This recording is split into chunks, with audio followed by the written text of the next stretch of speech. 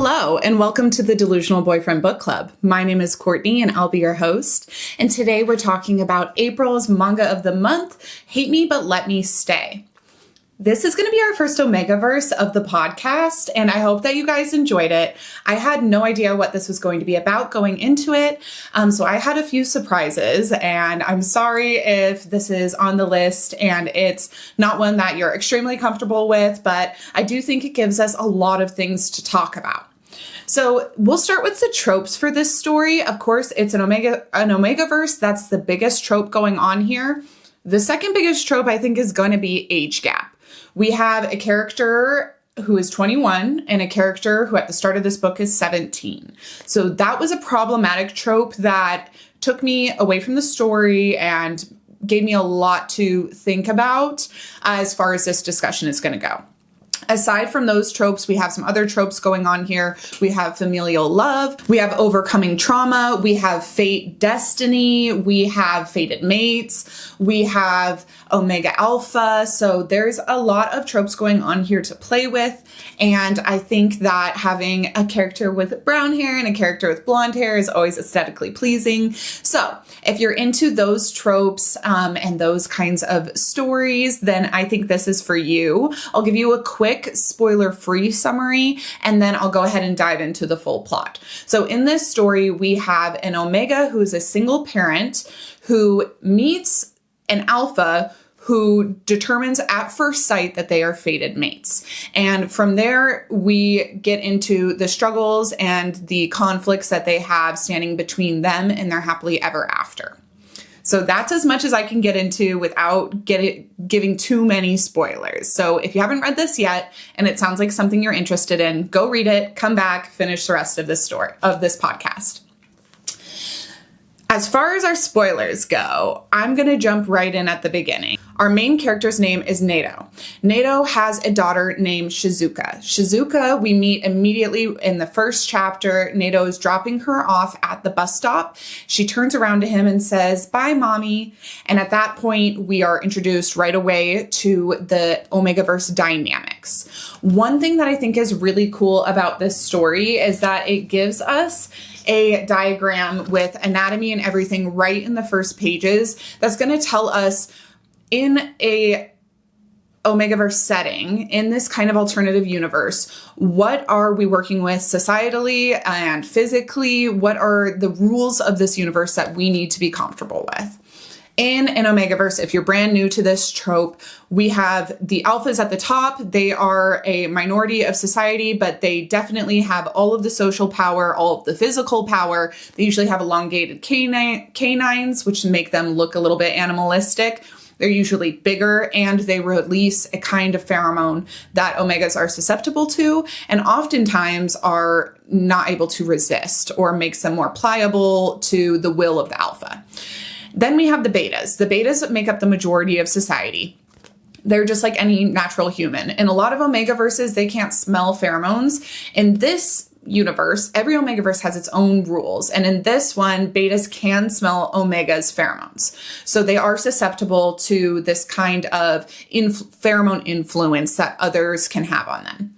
Then we have omegas down at the bottom of the hierarchy of society, and they make up the smallest minority, and they are completely oppressed. They get no respect. In other omegaverses, in other stories, other books, other universes, omegas can hold a high place in society, but in Hate Me But Let Me Stay, it's important to note that they are second-class citizens. They are treated as a nuisance by everybody. They are not able to control their pheromones. So oftentimes in a workplace, they'll go into what's called a heat, which is that time of the month when they are looking for their mate and they're releasing pheromones, which attracts alphas and betas to them and a lot of unwanted attention. They can't control this, and yet society acts as if they're the burden. All omegas can get pregnant. So if you're a male omega or a female omega, you can get pregnant. I like that this story has the anatomy diagram because it shows where the womb sits in the male.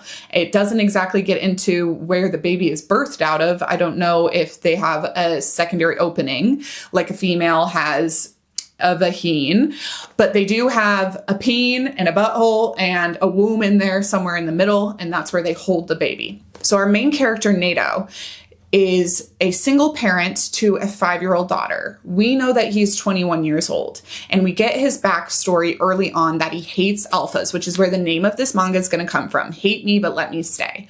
He hates alphas because he conceived his child through sexual assault when he was 16 years old. He was releasing pheromones in high school, and the alphas that he went to school with took advantage of this, pinned him down, and assaulted him as a group. And that is when he conceived his child. So this is a rape situation, and it's representation of sexual assault in a book. And I know a lot of people have triggers around that. So trigger warning. I'm sorry, I didn't say that early on. But definitely that is quite triggering. I do think that people read and write BL in order to cathartically process some of the things that happen to us in our lives. The majority of readers and writers of BL are women. And I do think that romance is a safe space for a lot of us to interact with men when we don't feel like men are safe to interact with in real life. And oftentimes the character who represents the bottom in a BL is just a stand-in for a woman, so we can talk about our experiences, especially around violence, domestic violence, sexual assault, pregnancy, these kinds of things. We can talk about those issues that we are faced with every day without seeing a character who looks like us going through them. So oftentimes people say this is fetishizing gay people. These are not gay men. These are BL characters. They're fictional characters, and I oftentimes see them as stand-ins for women. Oftentimes, I also see myself in the top character, as I am never going to be the penetrative partner in my relationship. I am a bisexual woman who is married to a man who does not want to bottom for me at any point and has made that very clear. So oftentimes I can see myself in my own fantasies with other women that I don't actually get to live out as the top by reading a story where I can see myself as the top or the bottom. I know those power dynamics can be a little bit strange, and I know the sexual assault representation in here can be hard to digest, but I do think it's important, and I'm glad to read stories like this. The thing that I am most uncomfortable with is the age gap in this story, so we'll get there. Our main character, is an omega. So Nato is an omega looking for a job in a world that is very unkind to omegas. He cannot find any employer to hire him because he's an omega. He gives off pheromones, and this poses a threat or a distraction to other people in the workplace. So he interviews for a job as a janitor, and he's denied that. He goes home. His mom says, "What if you just try getting married?" And this is yet another trope that I think women can relate to. Oftentimes there's this pressure on us that's like, marry well and you won't have to get a great job. Marry well and the threat of violence against you from other men will go away because they'll see a ring on your finger and they'll no longer want to mess with you. They won't see you as vulnerable because they'll know you have a big man at the house. So I think that that is definitely an element here that a lot of us can relate to. So we see our main character get pressured by his mother to go to a matchmaking service and just try to find somebody to mate him so that he no longer has these societal concerns. He goes to that matchmaking service, and one of the staff members bumps into him and says, "We are fated mates. At first sight, I know, I smelt you, and I have this internal instinct that you and I are meant to be together." And in an omegaverse, we have what is called a fated mate. And a fated mate is somebody who you are intrinsically drawn to, connected to, and when you find that person, it completes you in a way that no other alpha or omega could complete you. It's your soulmate, basically. And it's a physical soulmate as well. If you bond with that person, you will no longer be able to live without them, and other people will not be as attracted to you. You won't be as in danger as you would be if you stayed single. So he approaches him, and his name is Hijiki. And Hijiki says, "I am your fated mate." And Nato says, "I hate alphas. Leave me alone. I'm here looking for an alpha female." And alphas can be either female or male. And Nato's own trauma has left him not wanting to be around any alpha males whatsoever. So he's at this party looking for an alpha female. He turns down this alpha male, tells him to get away from him. And he goes through this matchmaking party with no success. When he hears back from that janitorial job later on, he is told that he has gotten the job.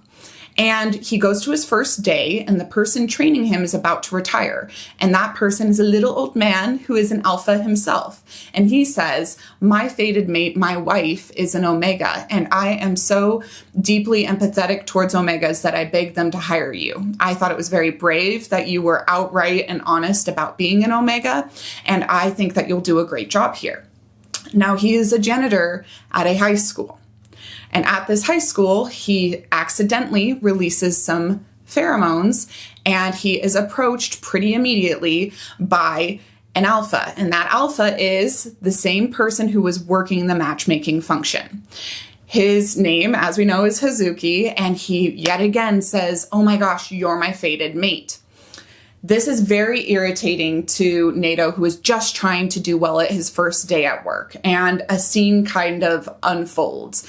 He is attracting all of this unwanted attention, and his supervisor says, I think you should just go home for the day, take a rest. We don't want you to go into a heat or anything like that. Come back tomorrow.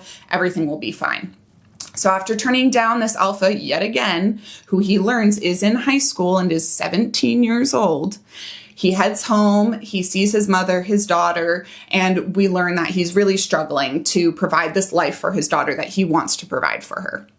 He goes to work the next day and is yet again approached by students who can smell his pheromones. And he is almost assaulted by an alpha student, and the alpha that has already professed his love for him barges in to save the day.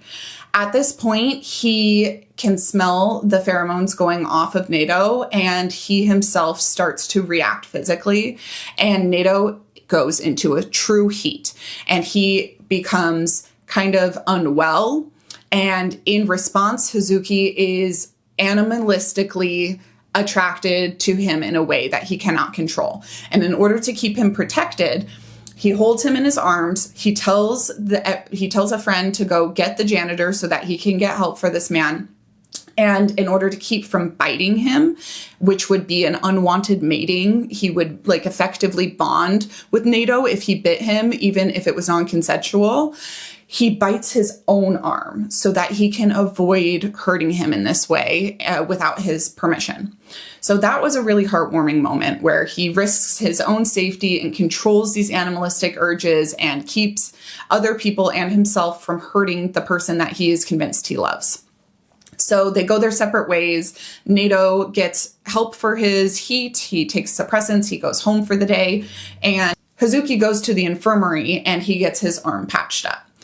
So we then see these two separated from each other, and they're still very affected by the attraction that they had felt. Nato has accidentally taken home the jacket of Hijiki. Hijiki is thinking about Nato in his hospital bed and then later on in the bathroom. They can't get each other out of their minds, and they take matters into their own hands to relieve themselves of the sexual tension that they're feeling. Again, I would like to state that this age gap is extremely uncomfortable for me. Had this character been 18 and a freshman in college, I would have felt differently. I still think that's too young for my preferences, but I would have felt morally better about these depictions of these characters in a state of undress. So I would just like to warn anybody who hasn't read this, that scene happens when this character is 17, and I was made to feel rather uncomfortable by it. I did not realize when I was buying this that this is like a school uniform. He looks like he's wearing a suit coat and a tie like you'd wear to the office. So I just was not aware. Otherwise, I probably wouldn't have read this title. That being said, the two's relationship progresses. They continue to see each other at school, and at a certain point, Nato does learn to trust this alpha male and let him into his heart and into his life. He accidentally introduces his daughter, Shizuka, to this alpha male, and he realizes that they have a certain bond with each other. And later, Hijiki will say, I think Shizuka is an alpha as well. And I think she approached me and asked me to take care of you when we're at school together because she knows that an alpha should be watching over you. And if it's not her, this little 5-year-old child who's looking after her mommy or her parent, her single parent, then she would like me to watch after you when I'm at school. So when Nato sees this bond and this relationship develop between his daughter and this alpha, he starts to realize that two parents, especially this specific partner, could be great for her. And they do take the relationship to the next level. He does admit that he has feelings back for this character, and they consummate their relationship. This is the last time I'll say it, but I have a hang up with this. I do not like this age gap of 21 and 17. I myself at 17 went to university. I was young for my class because I was born in August, and my first girlfriend ever, I was 17 and she was 24. Before my 18th birthday, went to the rookie league in my university town baseball game and hooked up with a baseball player who was 26 when I was 17. And all of that at the time I felt was very edgy and mature of me. And now I realize it just shows that those people didn't have the responsibility, the maturity, the wherewithal to reject me as a person who is underage. So I'm not saying that this doesn't happen in real life. I'm saying that I don't prefer to read depictions of it in my fiction, especially when those depictions have actual pictures. I don't want any kind of picture of any character who is not of age. So it's the last time I'll bring it up because after this point in the story, they confess their love for each other. They consummate their relationship. They bite and mate and bond with each other.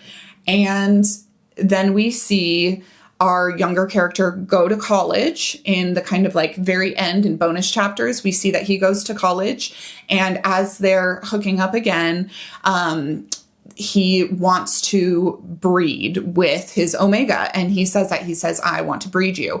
And the Omega, Nato, says, no, you're still in college. You're still in university. You're still too young.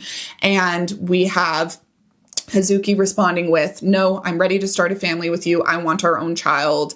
I think that Shizuka needs a little sibling to take care of, and we should grow our family. So if you're into familial stories where there's babies and we get that kind of full circle love story that ends in a family and a happily ever after, that's definitely where the story is headed by the end of volume 1. And we do have at the end of volume 1, this is kind of a huge spoiler. Again, if you haven't read it, you should have read it before you listen to this. But at the end of this story, we do know that they're pregnant with a second child. So that's pretty interesting dynamic. I'm really excited to see volume 2, what that baby looks like, if they're going to be an Omega, if they're going to be an Alpha, what kind of problems it will present with this family to have 2 children, and how their respective families are going to react. I know that the Alpha in this story comes from a rich family who owns a chain of hotels, and that the Omega in this story has a mother who's really just hoping that they'll find somebody to love and take care of them so they don't have to be a single parent anymore. So I don't foresee there being a lot of issues with their families objecting to this relationship. I do think that those people who assaulted the Omega in high school will come back into the story somehow. So I'm interested to see how that works out. My other predictions for this story is that obviously they'll probably get married, which I would love to see. So that kind of wraps up our spoiler section. Okay, this is usually my favorite part of the podcast. My favorite segment is Who's Your Delusional Boyfriend? But again, I can't state how difficult I find a story with an underage character. Usually the character I'm going to gravitate towards is going to be like the alpha male, the more masculine character who takes charge in the relationship. Sometimes I fall for the feminine, weaker character, especially if they are sassy and have some of those personality traits that make them kind of fiery and irresistible. In this story, I have a hard time because the Omega is very traumatized and he is dealing with a lot of his own issues, which I don't find rather attractive, although I do think single parents can be really cute just because they show so much ambition and love for their little family that I think that's a little bit irresistible. So I don't necessarily choose Nato as my delusional boyfriend. And to say that Hijiki is my delusional boyfriend when he starts the story off at 17 feels really weird to me. So I would say that Hijiki later on in the story as an adult would probably be my delusional boyfriend. But for now, I guess I just don't really have a delusional boyfriend. Maybe in the next couple volumes, I'll see him as a full-fledged adult and be more inclined to pick him as one of my delusional boyfriends. But for now, it's kind of a wash. And that's not to say I didn't like this story. I liked this story a lot. I felt like it approached a lot of difficult topics that are hard to discuss, that I think are important to discuss. And I do think that the role of art in society is to be a cathartic release of our own human experience and to also come to understand other people's human experiences through fiction that maybe doesn't resemble our own lives, but we can accept resembles other people's lives. So I think this story actually had a lot of great qualities and the writing was fun. I like that it's an omegaverse. I like the rules of this omegaverse. I like that betas can smell omegas. There's some interesting choices going on here that I did really like. So I don't want this whole story to be like an admonishment of the author or the series itself. I do really like this series and I see why it's so many people's favorite series. I just wish that it was set as a janitor of a college and a college student. That would make me feel so much better. And if you're out there listening right now and you're like, well, I'm 17 and I like to see characters my age, you shouldn't be buying this. You shouldn't be reading this. This is for mature readers. This is for 18 plus. So that argument doesn't really work for me. And honestly, my podcast is not for you. This podcast is for adults. So with that all being said, neither character would I date in real life, which is usually the next question I ask in the podcast. And then I would ask, how does my delusional boyfriend from this series hold up to other delusional boyfriends? And my number one delusional boyfriend right now from a manga is Apollo from Birds of Shangri-La. And definitely nobody from this series comes close to him. So he's still the reigning king for manga boyfriends. But again, I do want to say I like this story. I recommend it to people who aren't going to be triggered by what's going on in it. I myself have some problems with it being on my shelf because of the depiction of a character of a certain age. And I would just like to be really open about that so nobody who's listening to this podcast runs out and buys it and acts like I didn't warn them. So it is problematic in a couple ways, but I do think it's worth reading if you can kind of get past that part. And again, you can hear from this podcast, I had a really hard time getting past that part. So whether or not you love this or you had problems with it, I want to hear your opinion. Please leave a comment on this episode. If you're listening on Spotify, I can see all of your comments right there. Also, if you are watching this on YouTube, you can go ahead and leave a comment below. Make sure that you subscribe if you are on YouTube so that you get notifications for every episode that drops. And if you're on a podcast app like Spotify, Podbean, Amazon Music, Apple Podcasts, make sure you hit subscribe. It will auto download the episodes for you so you never miss one. And also I'm going to be doing some bonus episodes and crossovers with other podcasts and BL creators. So I will be releasing those episodes on dates that aren't the 5th, the 15th, and the 25th. So to make sure you don't miss those, make sure that you subscribe. Our next manga for next month, which will be May, is going to be Coyote. And this series was a little bit problematic, but overall it's a familial story that's kind of wholesome.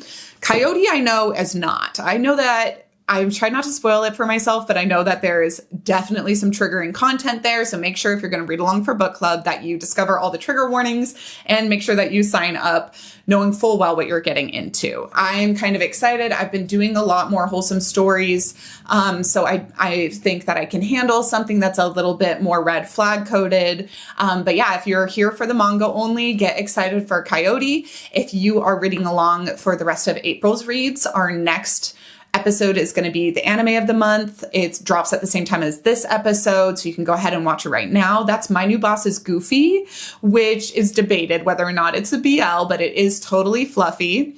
And then our manga of the month for April is Roses and Champagne. And Roses and Champagne, again, is going to be a red flag story, maybe even a black flag story. I've tried not to spoil it for myself too much, but I do know a couple of the key points, and it does sound kind of triggering. So again, go into that with caution, but I'm excited to explore that story. And I do think fiction is a safe place where we can talk about, read, and entertain certain tropes, certain dynamics, certain situations that in real life we would never condone, would never entertain, would never stand for.